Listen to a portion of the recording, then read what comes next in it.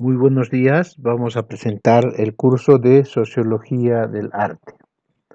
Bueno, lo primero que vamos a hacer es un ejemplo de cómo llevar el curso. Eh, Siendo este curso uno que nos da la pertinencia de saber la relación entre la expresión artística y la sociedad, para que ustedes a su vez creen mejores obras de arte o las enseñen a un nivel más científico y académico, es que lo primero que tenemos que hacer es ubicarnos en el contexto actual. Esto quiere decir que primero nos ubicamos en cómo está el mundo y cómo uno lo percibe desde cada una de vuestras perspectivas. Haciendo un balance del contexto espacio-temporal, político, social y económico, escogemos una obra, una expresión artística, cualquiera, en cualquiera de sus variantes: musical, artes escénicas, artes plásticas, escultura y en fin, todos los artes que hayan.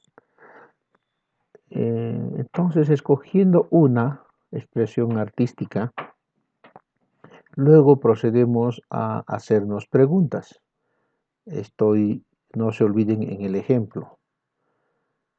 Aquí vemos una obra de arte, una pintura, en la cual la mayor parte de sus imágenes, su semiótica, mira hacia arriba.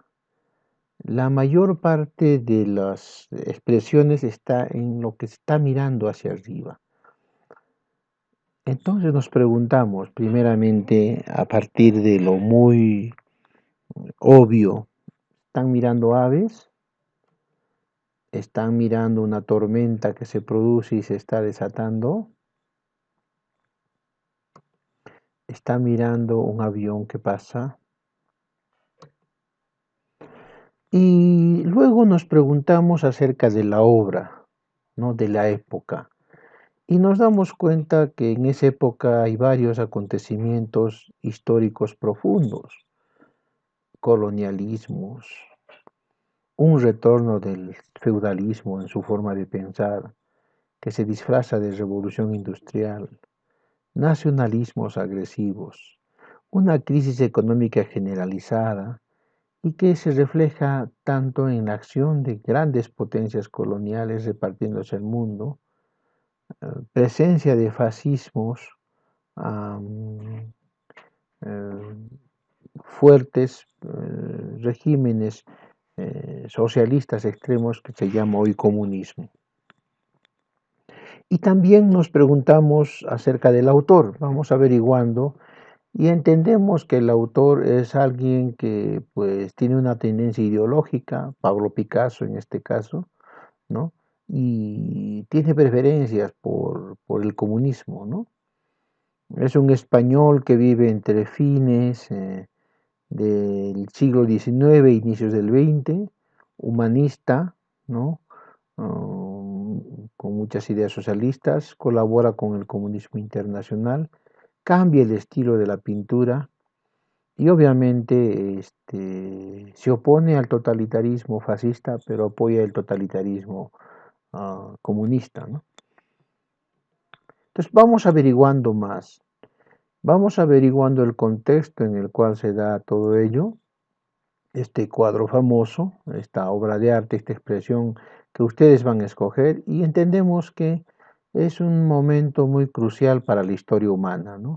Es un momento en el cual de un lado tenemos una crisis profunda en el mundo entre fines del XIX e inicios del XX, eh, una revolución ilustrada burguesa que no ha logrado consolidarse. Muchos de los países que tuvieron esta revolución han retrocedido. Entonces, la coyuntura del fines del siglo XIX e inicios del XX es muy parecida a la actual porque está afrontando una crisis estructural profunda. De un lado se han frenado las las instituciones liberales burguesas, liberales republicanas, y de otro lado ha habido un retroceso de estas mismas. Se ha frenado y ha retrocedido, y han vuelto a ocupar una posición importante las mentalidades tradicionales del siervo expresadas en el comunismo radical y del señor feudal expresadas en el fascismo. Y como hay un vacío de poder y la democracia no puede solucionar estos problemas, fundamentalmente la gran crisis del 29, pues se desatan estos dos extremos y como no hay nada en el centro, hay un vacío de poder, entonces estos van a chocar, ¿no? Y este es el contexto en el cual se está dando la expresión de este cuadro. En España, fruto de que las grandes tierras estuvieron en los 2/3 de España, los grandes terrenos conquistados por recuperados por la Reconquista, son mayoritariamente feudales, ¿no? Y solo el norte es capitalista, podríamos decir, más liberal. Es que se produce una carencia de republicanismo. Prácticamente España no tiene un republicanismo consolidado. La República Española apenas dura un año entre 1894 y 1895. Prácticamente España no tuvo una tradición democrática, liberal, republicana, pese a que tuvo un temprano renacimiento, pese a que tuvo una influencia fuerte grecorromana a través de el logos griego que llevan los árabes, no logra consolidar una sociedad liberal. Y entonces se van a enfrentar pues estos señores con mentalidad feudal y muchos de ellos de servidumbre contra unos ilustrados liberales que son los del norte, catalanes y vascos, y sobre todo de las zonas más industrializadas. Y cuando se da la república el año 31, esta república no se sostiene, no tiene respaldo, comete una serie de excesos también y termina en una guerra civil que va a enfrentar ideologías y se va a adelantar mucho a la Segunda Guerra Mundial. Algunos historiadores dicen que la Segunda Guerra Mundial se inicia en España por estos profundos problemas estructurales. Bueno, es la época también en que pues hay bombardeos. Por primera vez en la historia se bombardean población civil. Hasta ese entonces casi se había respetado, claro, siempre han habido barbaridades en las guerras, pero consentidamente no se había aprobado bombardeos a población civil. El primer bombardeo a una población civil, bombardeo aéreo, ¿no?, es en Trujillo en 1932, cuando ocurre un levantamiento, una guerra civil a propósito de la crisis del 29, donde nos afecta profundamente la crisis. La primera guerra civil del siglo XX en el Perú, en América Latina, se produce en el Perú en 1932. Fue una guerra civil de toda la población, como lo ha demostrado Margarita Yeseke. Bueno, el partido aprista, el APRA, ha tratado de decir que es su rebelión, ¿no?, pero en realidad fue una rebelión nacional. Entonces, el 10 de julio, el grupo 8 de la aviación peruana bombardea por primera vez en la historia de manera masiva la ciudad de Trujillo, la misma Fuerza Aérea Peruana bombardeando una ciudad peruana. Los segundos bombardeos masivos a ciudades se dan en Shanghái en el contexto 1937, en el contexto de la guerra sino-japonesa, por la expansión de Japón, la ocupación de Manchuria y sus zonas energéticas y de recursos más estratégicos. Y en el mismo año, en el contexto de la Guerra Civil Española, es bombardeada Guernica, una ciudad de Vizcaya, parte de los vascos separatistas que siempre se opusieron al régimen de Madrid y sobre todo a la monarquía española de manera separatista. Mientras hagan esto, mientras explico esto, yo les invito a ver si hay algún parecido con la realidad. Alepo, Kosovo, Medio Oriente, ¿no es cierto? Entonces vamos comparando Irán, Irak y sobre todo las guerras del Medio Oriente. Entonces tenemos algunos parecidos con la actualidad, claro que sí, Kosovo, Shabra y Chatila, Bagdad, Alepo, Tutsi, Zulus, ¿no es cierto? Matanzas que se dan por las mismas razones que parecían superadas, nacionalistas y religiosas, en pleno siglo XXI. Una vez deconstruido las razones y el contexto del cuadro o la expresión artística, volvemos a la realidad, porque lo que nos importa no es tanto la historia y el pasado, esta nos explica la realidad, sirve para explicar la realidad. Y volvemos a hacer un análisis sobre cómo va el mundo. Y ponemos algunos ejes de la problemática mundial.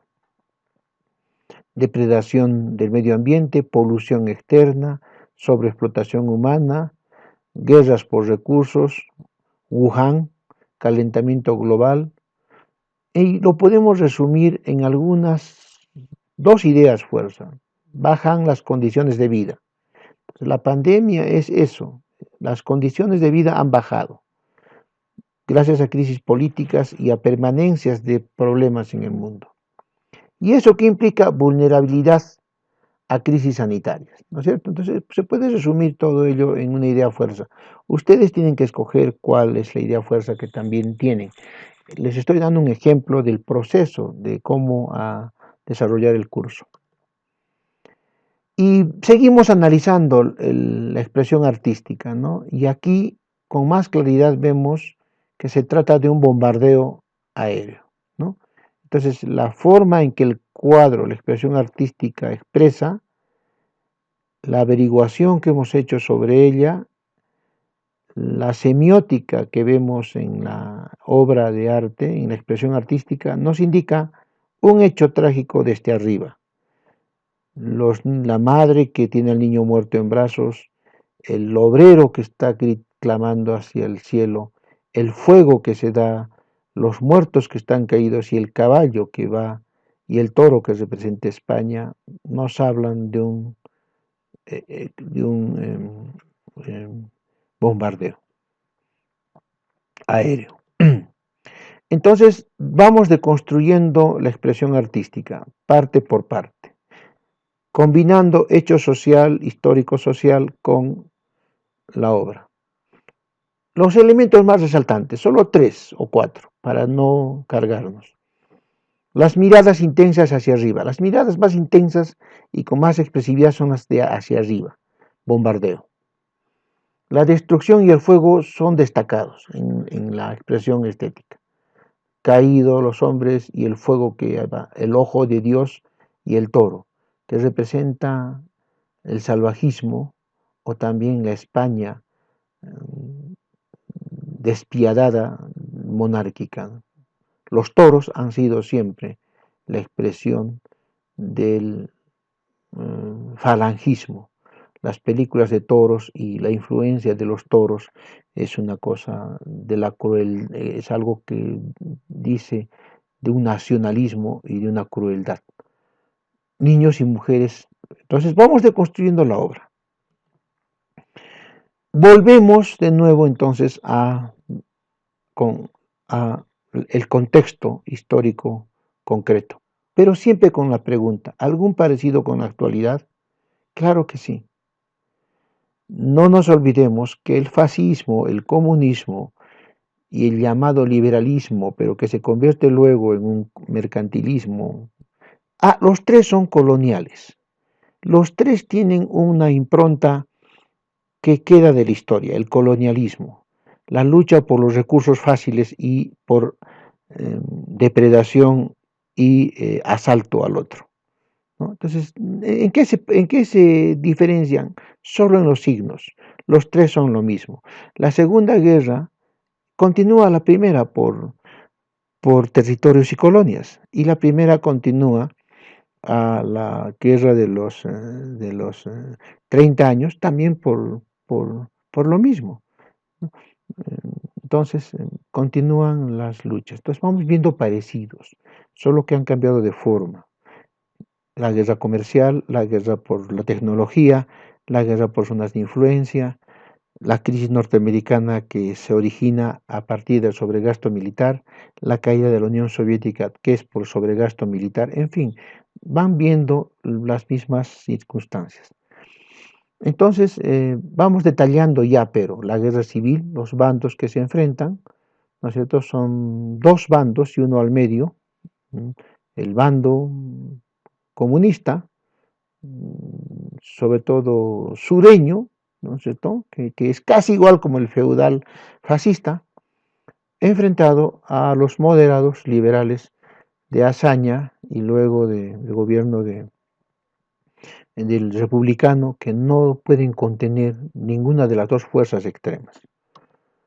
¿Algún parecido con la actualidad? Por supuesto. Siguen luchando siguen habiendo en el mundo estas tendencias todavía por estatismos fuertes o comercialismos deliberados también potentes, en medio de lo cual se encuentra la institucionalidad republicana que no ha consolidado, ¿no? La misma figura, solo con diferentes formas. Entonces vamos detallando para entender más el cuadro ya casi deconstruido. La siguiente etapa es entonces detallar el fenómeno concreto que narra en este caso Picasso. El bombardeo a Vizcaya y a Guernica, los efectos que causó esto y la connotación que tuvo para más o menos ver lo que más tarde van a ser los terribles bombardeos a Japón y el castigo fuerte a Alemania, a los bombardeos a Inglaterra y finalmente a Dresde, que fue también una tragedia. Población civil alemana que no tenían nada que ver con los nazis fueron masacrados e igual hicieron con Francia en el desembarco y más tarde Alepo y en este momento zonas de Gaza y Cisjordania. Entonces, ¿qué hacer? ¿No? Entonces, ¿cuáles las operaciones más importantes del trabajo? Y ahora que estamos en la última parte, ¿qué vamos a hacer? Estamos haciendo un repaso.